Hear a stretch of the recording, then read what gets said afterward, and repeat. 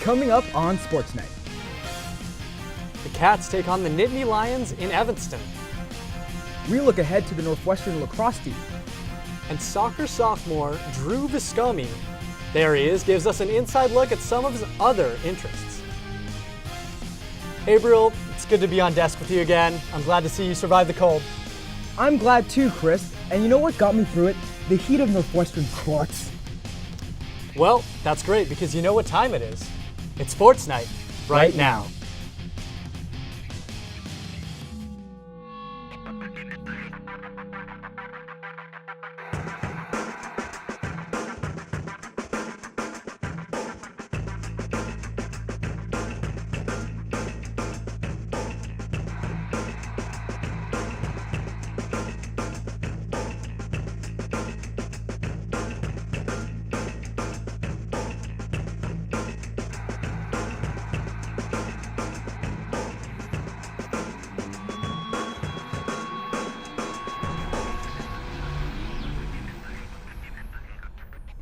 Welcome back to Sports Night. I'm Abriel Siregar, alongside my partner in the backcourt, the Anthony Gaines to my Brian Taylor.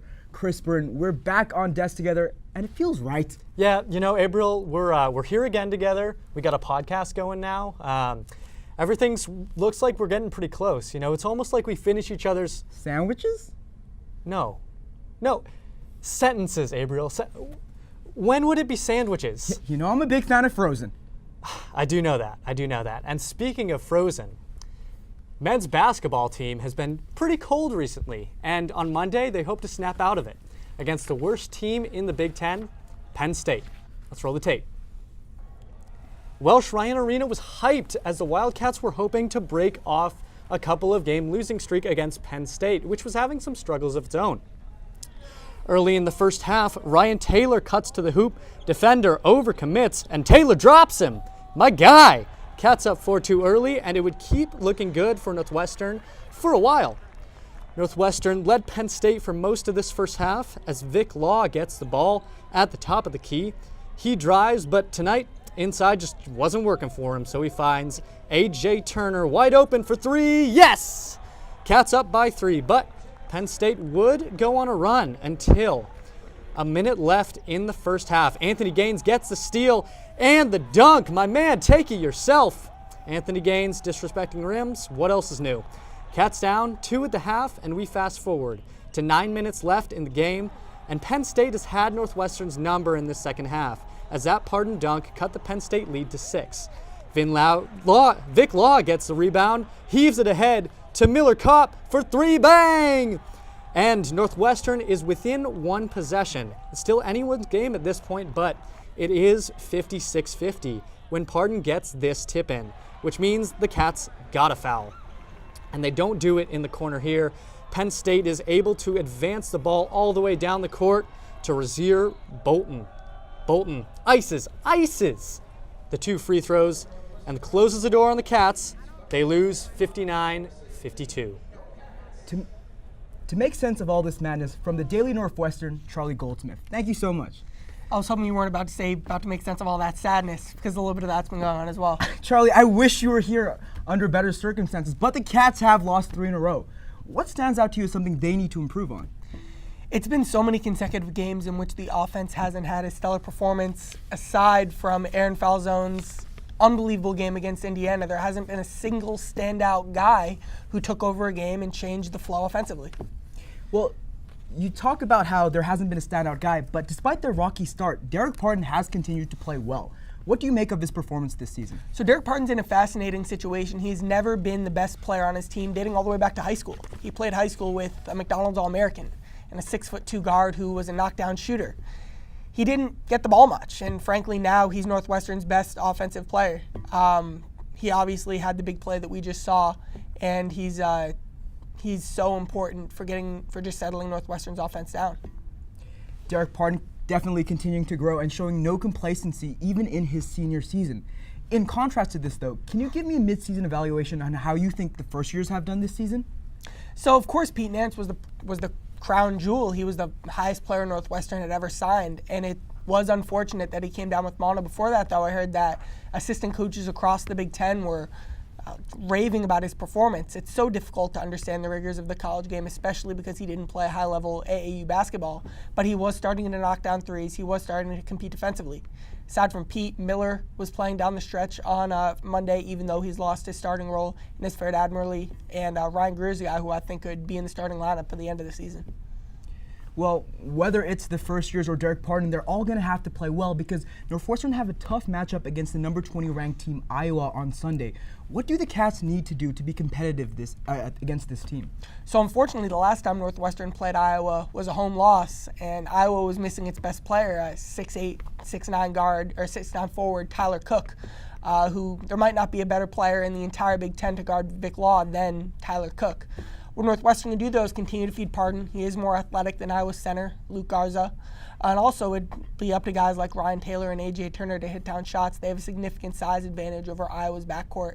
And if they can play like they did earlier in the season against Iowa, against DePaul, then we could definitely have a competitive game. Well, let's hope Northwestern can turn their fortunes around. Thank you again, Charlie. For more of Charlie Goldsmith's work, you can go to dailynorthwestern.com. Coming up, women's basketball had a couple of important matchups, and we have some very special analysis. Stay tuned. At Northwestern, we're Wildcats in every way.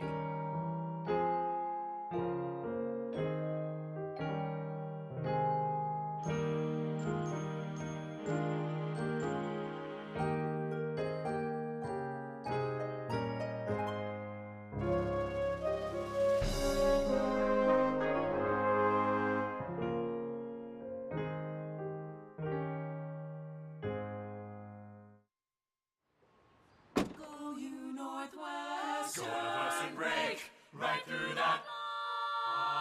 With our colors flying, we will cheer you all the go. Go you Northwestern, fight for victory, sweet victory, for the fame of our fair name, and go Northwestern, win that game. Go Cats! At Northwestern University, we are pioneering innovation and achieving excellence across every imaginable discipline.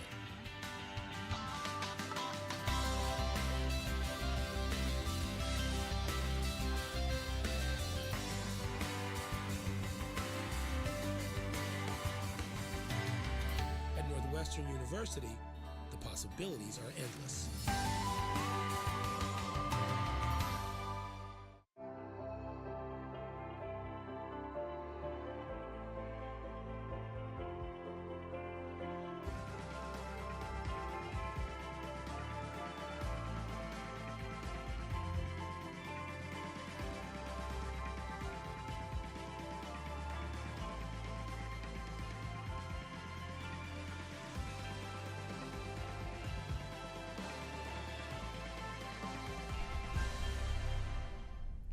Welcome back to Sports Night. I'm Abriel Siregar, and don't be alarmed. Chris Burton is not next to me, but only because he's debuting a special segment coming up. In the meantime, let's take a look at some more basketball. After winning 3 straight, the Northwestern's women's basketball team looked to continue their hot streak in their 2-game home stretch. But could they get it done? Minnesota versus Northwestern. Friend of the show, Palis Kanayakpana wins the tip. Then Veronica Burton comes down with a shifty layup for Northwestern's first points. Burton again passes down low to Abby Wolf, shimmy, and then the hook shot, bringing back the low post game. You love to see it. On the next possession, Burton passes it again to Wolf, continues to dominate down low, Cats down 2 at halftime though. In the second half, Lindsay Pulliam misses, but friend of the show, Palis Kanayakpana does the dirty work, rebound and the bucket. Jordan Hamilton throws a sweet dime to Abby Wolf, and 1 for the bucket. Next, Veronica Burton, time expiring, all the way down from Chicago. They play this on Thursday, so the bank is open. But despite their best efforts, Jordan Hamilton here misses. Cats lose 61-54. Next up, Cats host Ohio State, jumping right into it. Is that Kobe Bryant or Lindsay Pulliam? Beautiful fadeaway shot. Then Abby Scheid has time, and she makes them pay. You can't leave her that open, folks. Her teammates certainly love it. Next, Veronica Burton pump fake and hits a teardrop floater. What arc on that rainbow shot? Then, Burton again, long three from the corner. It doesn't matter, she hits it anyway. Then, look at the design on that play. PKA, friend of the show, finishing the transition hoop.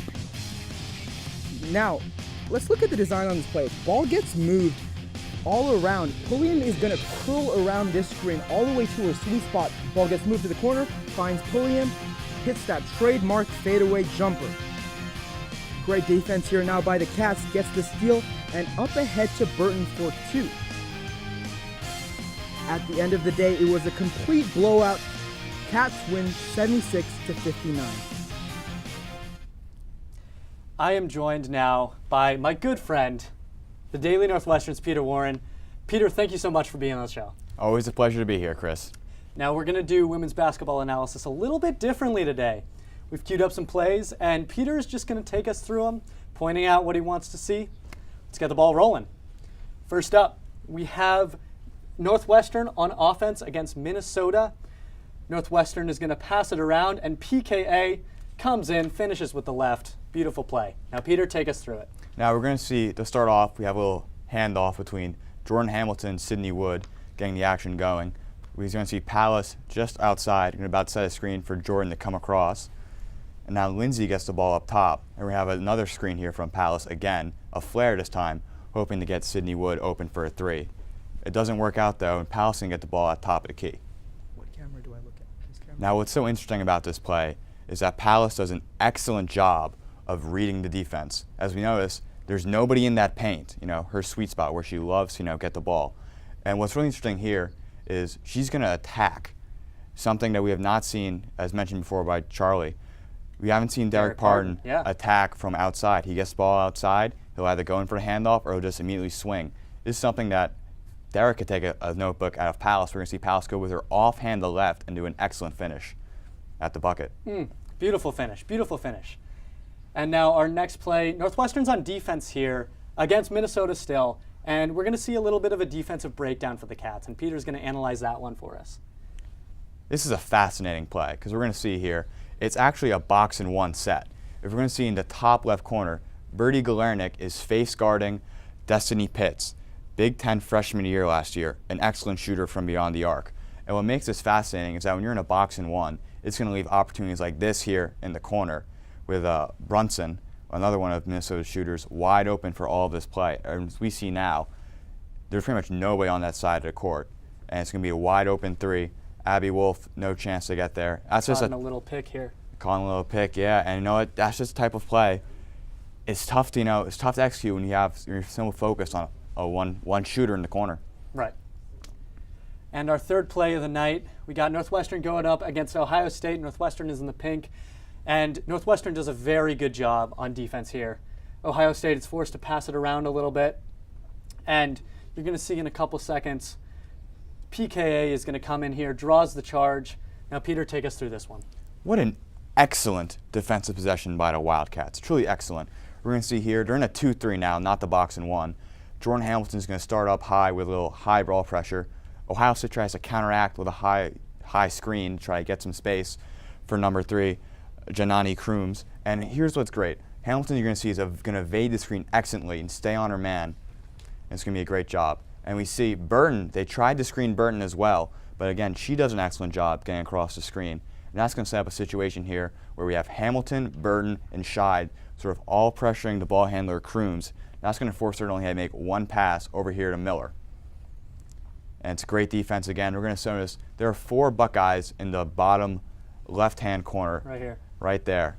That's just awful spacing by them, but a good job by the Wildcats. They trapped them, right? They trapped, and they forced sort of everybody to that side of the court. And it's going to force sort of some pressure here from Miller. She's going to have to force. Now if we see, excellent job here. Abby Scheid came from the corner to hedge. She did a great job in this possession by staying close enough to had 2 players on that side of the ball the whole time. Number 1, Carmen Grande here with the ball. She's sort of more of the shooter. She's made sure that she could hedge on here, wait for Burton to come over, kick her out. By the way. That's true. So Burton kicked her out, and Shy could then go back to the corner. Again, great job by Palace down low. Not really mentioned her a lot so far. She's doing a great job. And now we're about to see Lindsay Pulliam. Look at the closeout right there from Pulliam. Right here, look at the hand up. The hand up is, I mean, this is picture perfect closeout. She's coming from most of the play down the paint, trying to make sure no backdoor cuts, no passes down low. She comes out here, excellent form, and that's just sort of, if we're going to watch, Miller's going to hesitate about 3 times with the ball. She doesn't know what to do. Yep. And it's fascinating now because they're now in a man defense. That's just excellent communication to be able to sort of adjust. Notice that everybody has a man at this point. The problem, Hamilton is a little bit of a mismatch here with one of their forwards, but we're going to see Palace come over and just excellent basketball. Anytime you get a play and they're going to charge, it's great. Right. Peter, thank you so much for being on. To check out more of Peter's work, you can go to the dailynorthwestern.com or pick up a copy in Evanston today. We also have a live score update for you. The Northwestern women's basketball team is in College Park right now facing Maryland, and Maryland is ahead 68-52. Abriel, back to you. Out with the old and in with the new. Lucky for us, that new is the Northwestern lacrosse season. Let's take a look at what we can expect from the team. The number 11 ranked lacrosse team showed us a little bit of what we could expect in their upcoming season when they played against their exhibition against 17 ranked Colorado. Northwestern opened up strong, scoring the first 6 goals and spreading the love too. All 6 of the opening scores were made by different players. The Cats played tough defense in the first half, and on top of that, scored 3 straight goals opening the second. At the end of the game, Salida Losota finished with 3 scores, and the Cats won 15-8. Don't go anywhere. After the break, we look at people you don't want to mess with. Fencing and wrestling is coming up. At Northwestern, we're Wildcats in every way.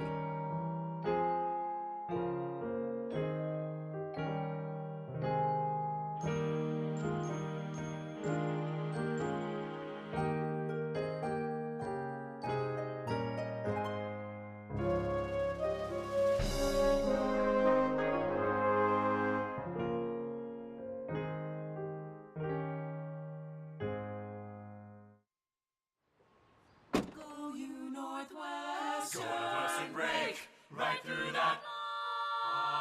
With our colors flying, we will cheer you all to go. Go you Northwestern, fight for victory, sweet victory, for the fame of our fair name, and go Northwestern, win that game. Go Cats! At Northwestern University, we are pioneering innovation and achieving excellence across every imaginable discipline.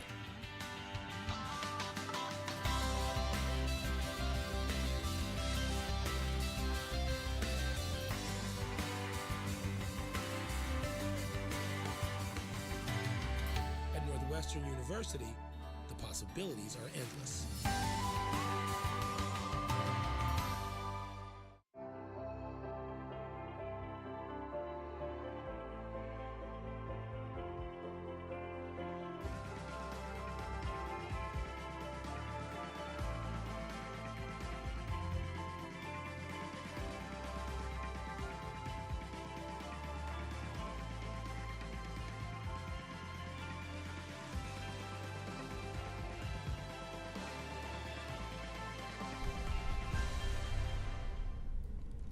Welcome back to. I thought I was going to say it. All right, you go. We're spending too much time together. Okay. In women's fencing news, Northwestern duels took place over the weekend. Let's find out how they did. Emotions ran high in the Ryan Fieldhouse as the number 2 ranked Northwestern Wildcats played host to 10 teams for the Northwestern duels. Over the course of 2 days, metal strips decorated the newly built turf fields, and the Cats started off the duels strong with a win against number 9 Penn State, 18-9. In their victory against Wayne State, the foil team went 9-0, as the team went 23-4 overall, and later in the day, all 3 teams went 9-0 against Lawrence. Their only defeats of the weekend came on Saturday from the number 1 ranked Notre Dame team and number 10 Temple. On Sunday, the Cats came out strong and swept their competition, and some of that competition was pretty good. Wins over number 5 Ohio State, number 6 Princeton, and number 8 Duke should keep the team near the top of the rankings. The Cats ended the weekend 9-2 with 4 wins over top 10 teams. With 1 duals meet and 1 individual competition left, the Wildcats' season record sits at 36-3. Next week, the team heads to Durham, North Carolina for the Duke meet. Looking to make a splash, the Northwestern swimming and diving team competed in the Big Ten Tri-Meet. The Cats put on admirable performances, finishing 3rd and 5th in the men's and women's 200 freestyle relay. Calypso Sheridan and Sophie Angus finished 2nd and 3rd respectively in the 200 breaststroke, and finally, Olivia Rosendahl swam to 2nd place in the 1 meter. Northwestern will be back in the pool for the Big Ten Championships on February 20th. For many student athletes, sports are just the beginning. For Drew Viscomi, faith plays a large role in his. Our own Emma Ruby tells us more. For Northwestern sophomore Drew Viscomi, soccer has always been the first thing on his mind. In making his college decision to play at Northwestern, Viscomi never really thought faith would play a huge role. I told my mom, just because I thought it was what she wanted to hear, that I could go to a place like Northwestern, a secular place like Northwestern, and I'd have to seek out my faith, and that would help me grow a lot.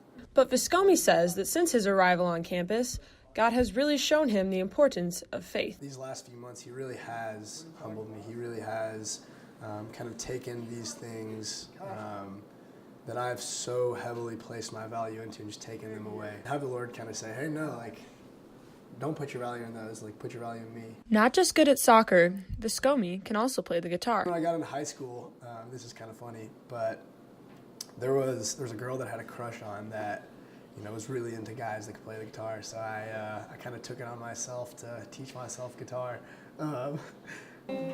Viscomi also uses his playing to take a break from the rigors of Northwestern academics and athletics. For me, it's not as much of something that I can go to in hard times. It's something that, if I'm stressed and I've done a bunch of homework in a day, I can take a 30-minute break and go play the guitar or go just kind of relax, because it's soothing. It's one thing to go listen to music or whatever, but it's a whole other thing to make the music yourself.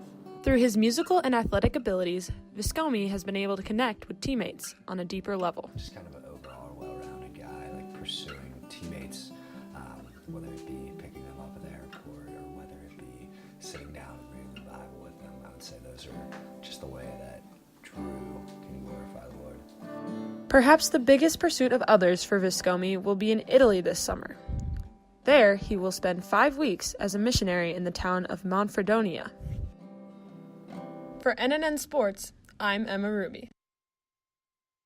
17 men have tried, 17 men have failed. When you're the baddest man in the 125-pound division, they don't call you the best. They call you Sebastian Rivera. Rivera and the Northwestern wrestling team looked to defend home court this past Sunday, but could they secure the mat? The Wildcats welcomed in the 6th-ranked Ohio State Buckeyes to Welsh Ryan. At the 125-pound division, NU's Sebastian Rivera showed why he is the #1 wrestler in the country, beating Hunter Lucas by major decision 12-3. That same good fortune did not transfer, however, over to the 197-pound weight class. Ohio State's Colin Moore did not slow up for a single moment, bombarding Northwestern's Zach Chaconis with a series of moves and winning 19-4. Over to the 157-pound weight class in a highly contested match that wasn't decided till the 3rd period, NU's Ryan Deacon defeated Keyshawn Haynes 8-0, but the Cats would lose the overall matchup to the Buckeyes 27-15. Tennis is back. Men's tennis, that is. The team had their season opener against Duke and Evanston, and the Cats came out strong. Northwestern squeezed out a 4-3 win in their home opener. The team took the doubles point early as Nick Brooks and Simon Bratham took the 1 spot, and Dominic Sterry and Chris Efron closed it out at the 2. Then things got a little dicey for the Cats. Efron and Sterry both dropped their singles matches, and Northwestern was down 2-1.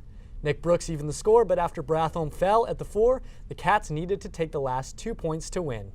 Trice Pickens took care of business, and it was down to Antonioni Fasano. God, I love that name.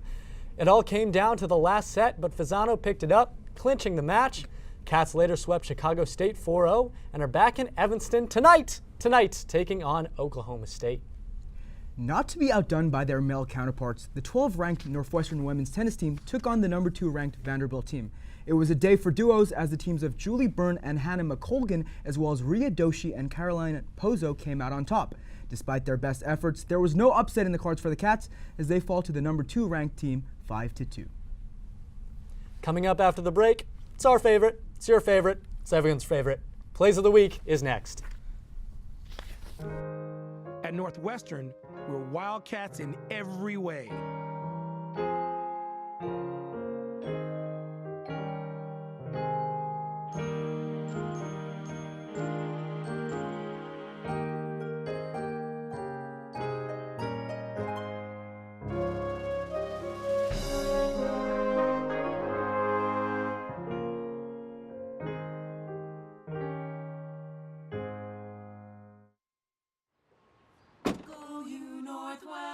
Northwestern break right through that.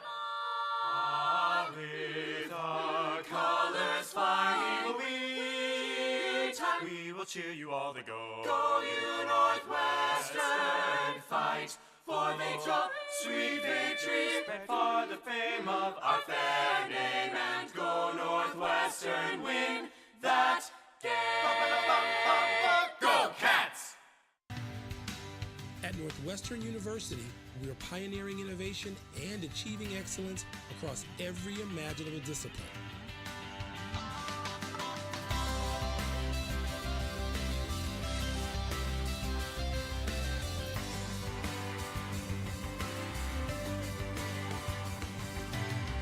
At Northwestern University, the possibilities are endless.